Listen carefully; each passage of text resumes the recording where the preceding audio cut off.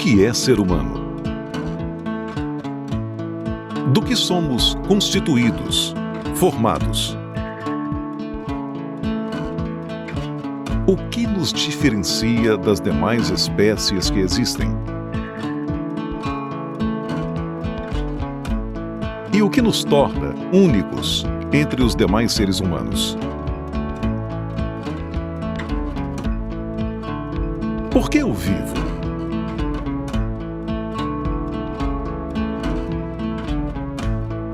Para que pensamos?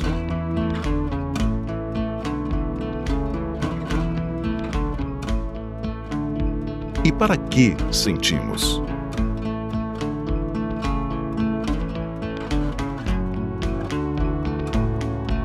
Para que existimos?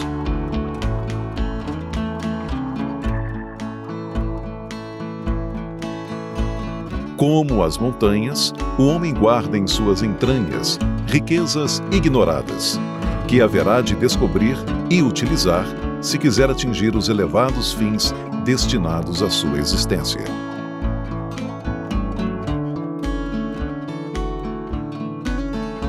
Nesta série Ser Humano, com o auxílio da ciência logosófica, trataremos sobre essas e outras perguntas sobre a nossa vida e existência.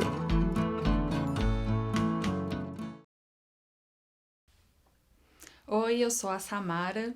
Eu sou médica como profissional, mas eu sou também esposa, filha, irmã, neta, dona de casa. Mas talvez a forma como eu mais goste de pensar em mim mesma é como uma aprendiz, assim, uma aprendiz de tudo, né? Essa foi uma concepção que eu tive de mim mesma na adolescência e desde então eu carrego isso comigo.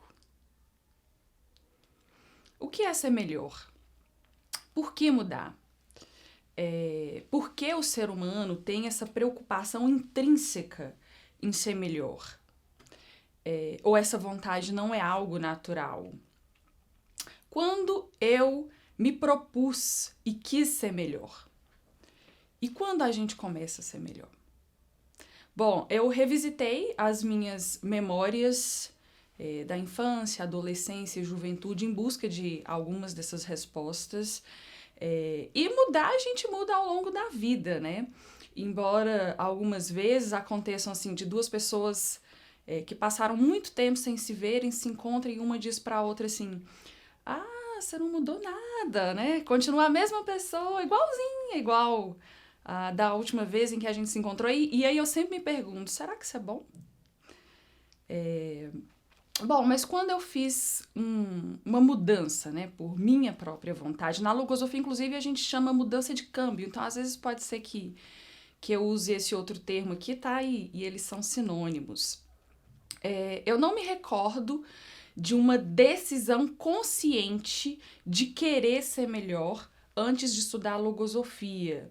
Mas eu mudei, né? Ao longo dos anos eu mudei muito. As memórias da infância, assim, são escassas, né? Eu lembro ali de trechos, algumas cenas. E eu até me pergunto, assim, será que uma criança, ela pensa em ser melhor sem que isso lhe seja ensinado? Ou até mesmo inculcado? Na adolescência e no início da juventude, claro, aí eu já tenho recordações mais vívidas, né? Situações mais claras, inclusive, nas quais eu mudei.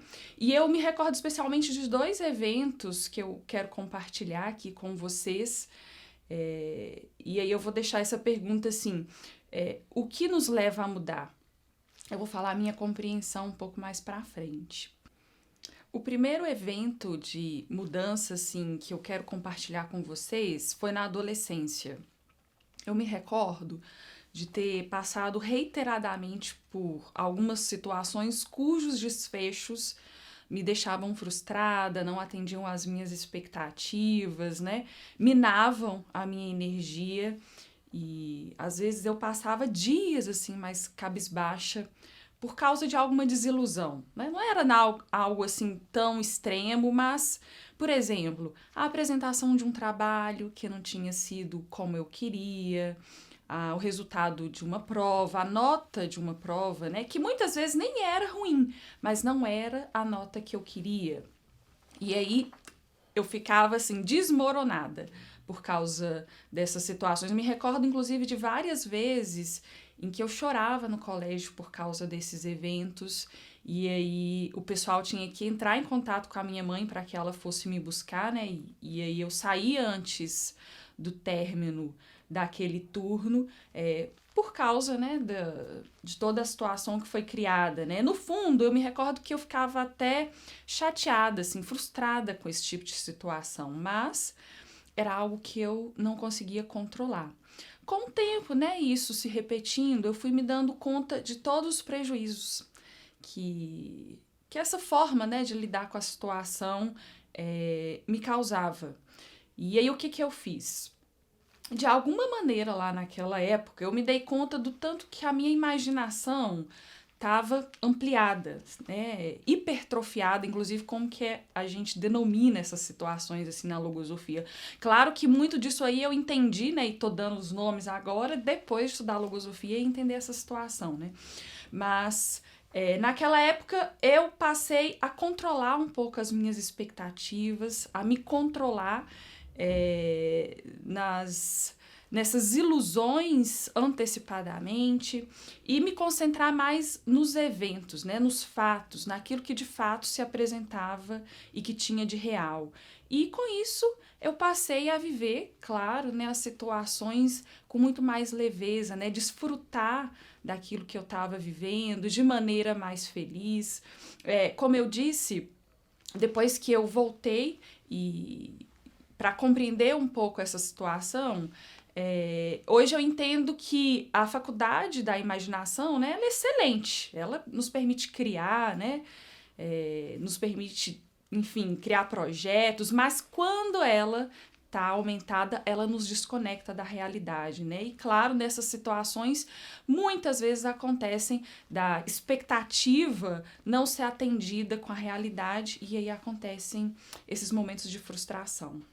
Um segundo momento de mudança assim, muito importante na minha vida e que eu quero compartilhar com vocês foi ali da adolescência até início da juventude.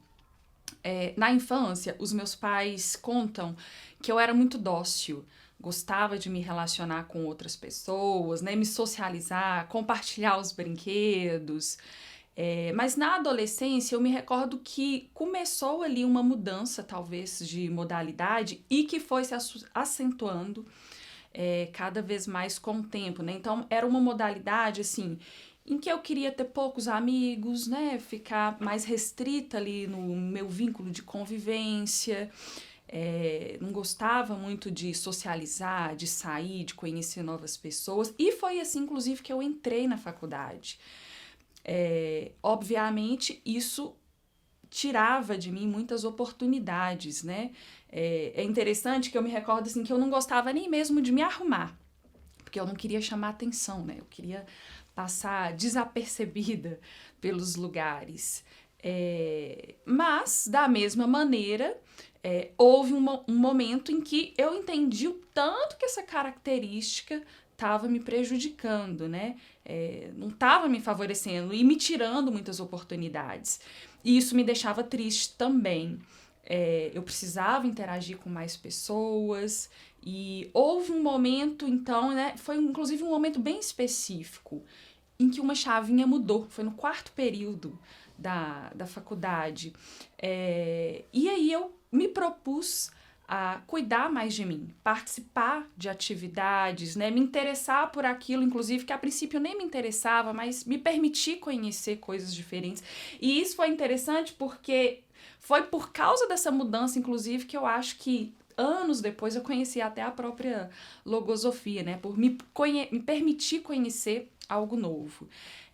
Depois de estudar logosofia, inclusive, eu descobri que essa modalidade que eu estava apresentando ali tem um nome.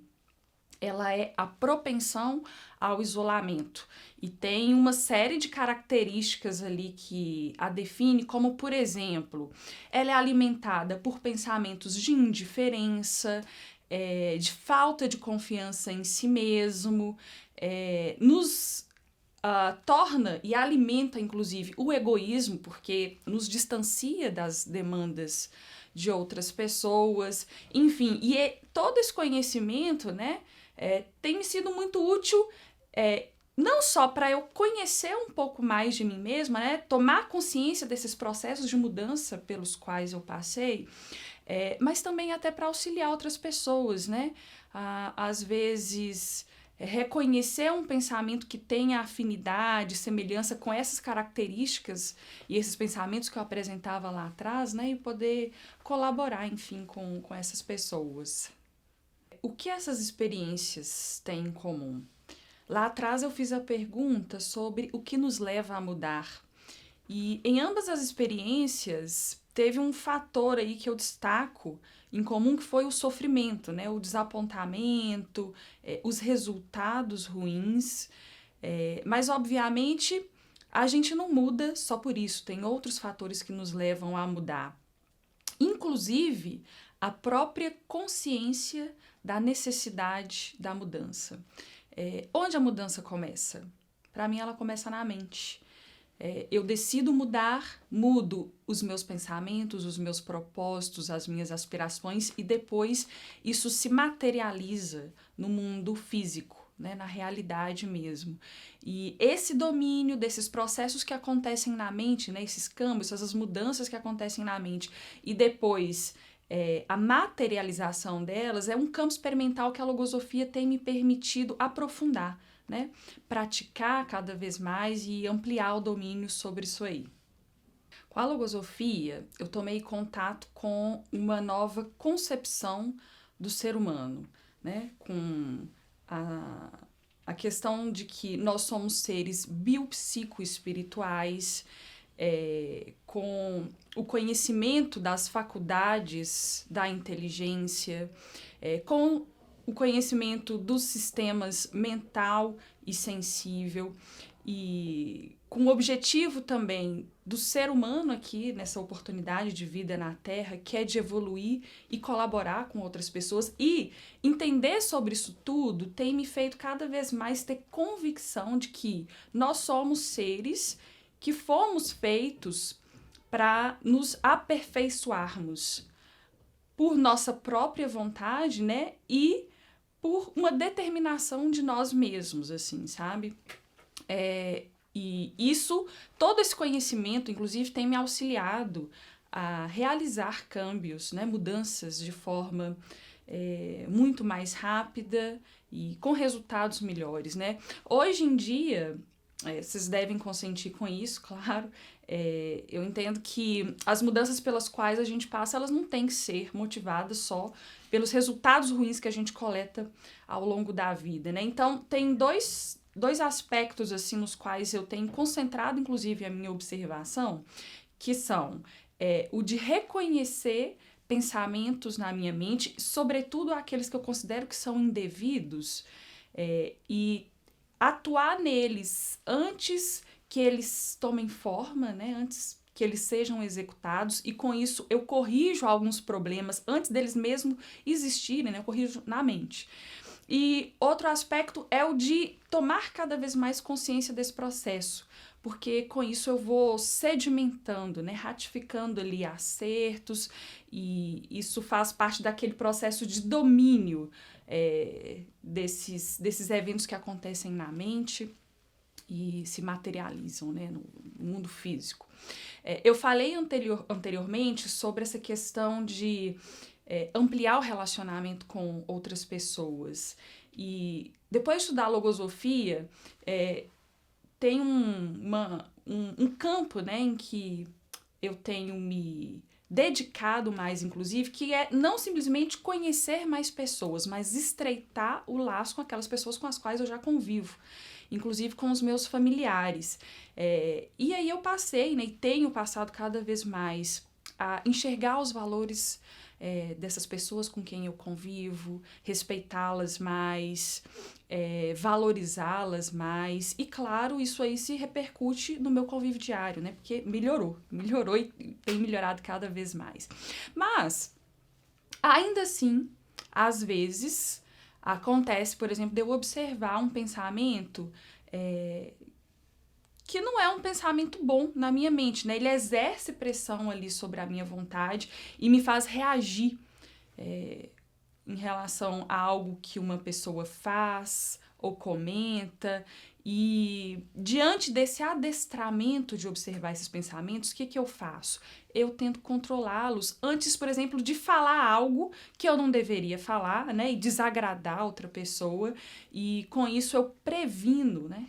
Eu evito que um problema desnecessário aconteça. Hoje, o que move o meu processo de mudança, os meus câmbios, é um propósito que eu estabeleci para mim mesma, que é o de ser melhor, não somente para mim, mas também para os outros. Porque eu compreendi que esse é um dos trabalhos que o ser humano deve realizar aqui nessa vida, né? Uma oportunidade que a gente tem. E a logosofia tem me ajudado demais nesse aspecto, porque se eu não sei por que eu quero mudar, como mudar, né, as ferramentas que eu utilizo para isso, esse processo se torna muito mais moroso e muito mais difícil, né? Eu gosto de pensar assim, se não fosse para a gente mudar, a gente não nasceria com essa prerrogativa. A gente já nasceria pronto e acabado, né? E com a logosofia eu tenho aprendido um método para mudar e para ser melhor.